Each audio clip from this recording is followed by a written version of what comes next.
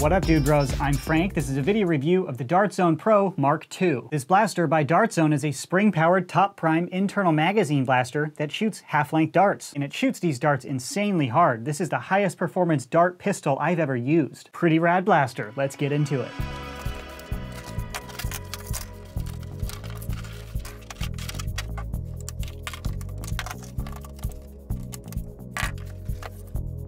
Included is the blaster, 2 loaders, muzzle brake, holster, loader holster, half darts, and the instructions. External overview of the blaster starting up at the front. There's no in-strike barrel lug, and this whole orange piece is what they call a muzzle brake. This isn't actually a muzzle brake at all, but it looks pretty cool, and it can pull off very easily. The muzzle device itself has this little belt clip, so if you want to slide it into your belt, you can. It doesn't affect performance at all. It's just cosmetic, so if you really dig the look, put it on. And that just slides on and off with friction. Moving on, we have a front iron sight up here, which corresponds with 2 bladed sights in the rear. And you can actually use these iron sights because this blaster is accurate enough to warrant them. Right here, we have a trigger safety. When you push it in on this side and it's protruding, you're safe. Then you press it in, and you're able to fire. Down to the trigger pull is pretty standard. This blaster does not have slam fire. Up top is the priming handle. In order to prime, you pull back like this. The prime weight required is significantly harder than a strong arm or any Nerf blaster on the market because this blaster shoots insanely hard. That being said, it's a very smooth, crisp prime. It just takes more force to move it because it's a super strong spring. When you pull back the priming handle, you expose the internal magazine right here. To load the blaster, you can just push in your darts like this. The internal magazine holds 6 short darts. It's not compatible with full-length elite darts. It's only compatible with half-length darts.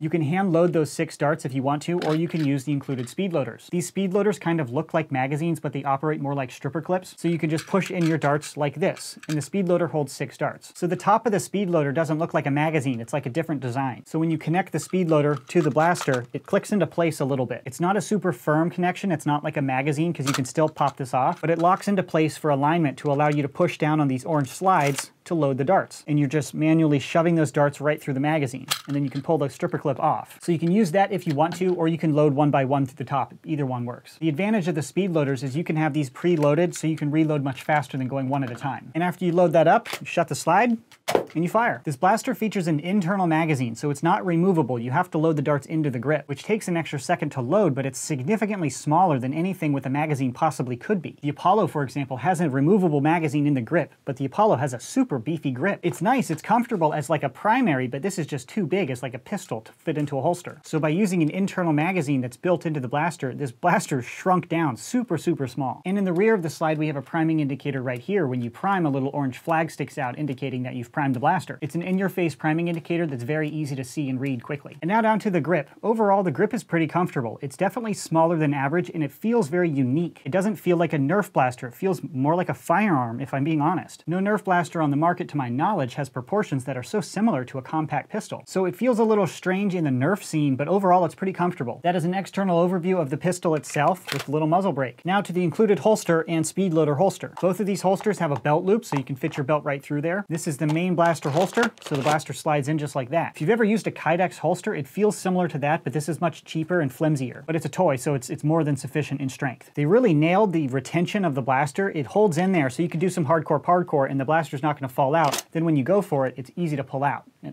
This is probably the most impressive Nerf holster I've ever seen. It works very well, and it's custom fitted specifically for this blaster, so it's not like a cloth holster that's really sloppy and floppy. So the retention is great. When you wear it on your hip, it really holds tightly to your hip, and it's a very lightweight blaster, so it's much different holstering this compared to a strong arm. I have a pretty nice holster for my strong arm, and I like it, but it still flops around quite a bit. This Kydex-esque holster design is really exceptional in our hobby. I've probably got a dozen Kydex holsters for my firearms, my actual pistols, and this is actually similar. It is cheaper, flimsy, or plastic, but it's a toy, and it's more than overbuilt for this blaster because this is much lighter than an actual firearm, so obviously you don't need the same strength in the holster. And the angle of the holster is adjustable, so when you have it on your belt, you're able to cant the blaster forward. This just comes down to personal preference. At what angle do you want to draw? It kind of depends on your arm length and your body shape. Sometimes it's not ideal for your body shape to draw the pistol straight out, so you can angle it forward for a smoother draw, which is a really small detail, but it just kind of shows who the heck designed this and what's their firearm training. It's really impressive. This will go a long way if you play Nerf to feel really really tactical because it doesn't get more tactical than a Kydex holster that draws so smoothly. It really adds to the play experience. It's not really necessary in our hobby, but it's really cool. So that is the pistol holster itself. Keep in mind, if you have the barrel attachment on here, it will no longer fit into the holster. Realistically, what this means is, dude bros, you put this thing on your belt, you put this in your holster, then you draw the pistol and attach your barrel attachment and pretend you're 007 attaching a suppressor. Dun dun dun dun dun dun dun dun dun dun dun dun dun dun dun dun dun.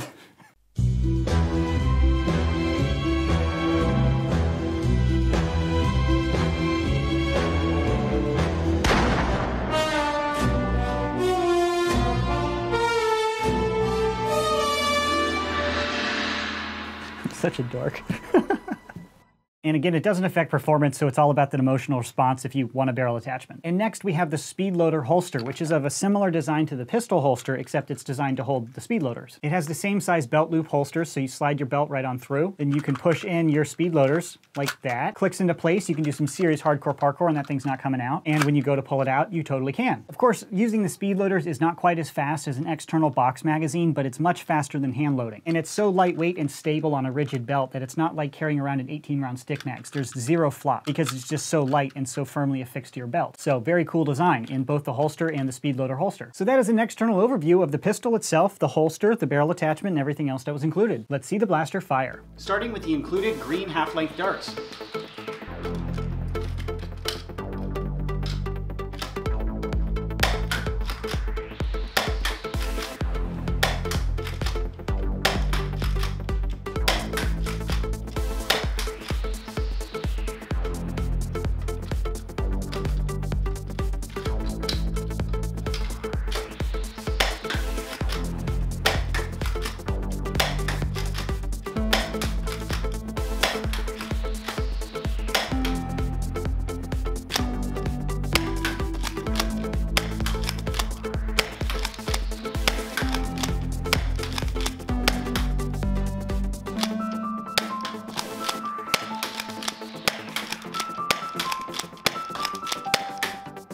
Now shooting the Dart Zone Black half-length darts. These are sold separately.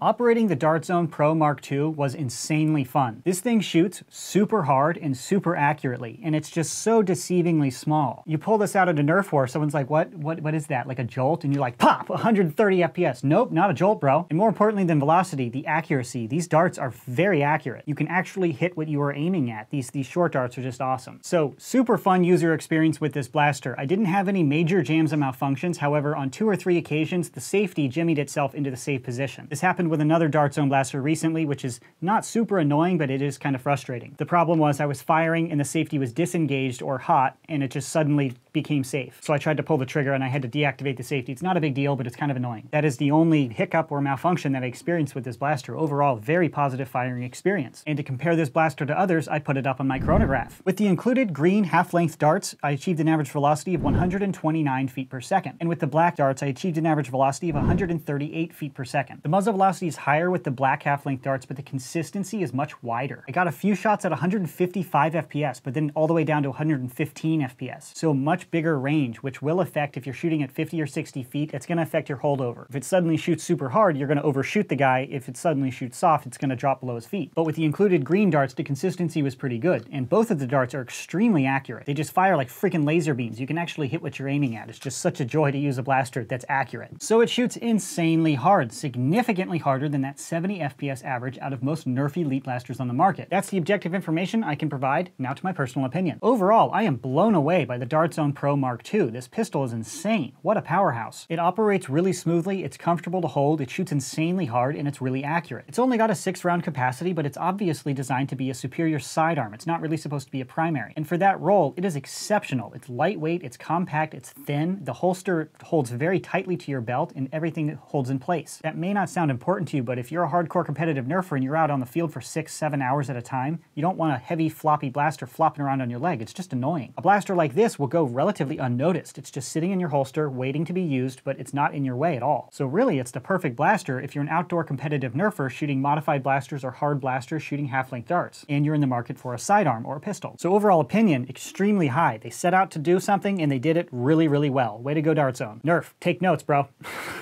Now to the question, to buy or not to buy. Just like the Nexus Pro and the Ion Pro, it really depends. I really can't recommend everybody go out and purchase one of these. It shoots insanely hard. I would not feel comfortable shooting this at my friend within my house, engaging at under 30 feet. It would just hurt too much. So if you're a stock class nerfer and you don't mod and you're shooting full-length darts like Elite darts or waffle head darts, I really don't recommend you purchase this one. It honestly performs too good for a stock class war. It's not fair, it might not be fun, and you might actually hurt somebody. It's not gonna like make you bleed or anything, but it's gonna leave a welt. It's gonna be uncomfortable. We don't play this hobby to inflict pain on our friends. That being said, if you're an outdoor nerfer who's competitive, you might mod, you definitely have to use short-length darts, definitely consider this blaster. You're engaging beyond 50 feet, you can shoot up to 100 feet pretty easily and actually hit targets at that range. This blaster's insane. So mechanically, operationally, it's fantastic. It works smoothly, no jams or malfunctions, exceptional firing performance. There's nothing wrong with the blaster at all. It's just built for a very small audience within our market, so you just have to know what you're buying before you buy this one. And on that note, the MSRP is $80 US, which is pretty expensive. After the Nexus Pro came out for $50, I was blown away that this is retailing for $80 because this is like a smaller version of that. It's really impressive, but it's definitely not for everyone. It's very expensive. The Ion Pro and the Nexus Pro by Dart Zone have phenomenal value. I wouldn't argue this has exceptional value, but it does have exceptional performance. So if you're going for top of the line, you don't care about money, consider this one. So a unique review for a unique blaster. Hopefully I've laid out all the information you need to make an educated purchase decision. If you'd like to buy one of these, I'll put a buy link in the description box below. That's it for this video review. Thanks so much for watching, bros, and as always,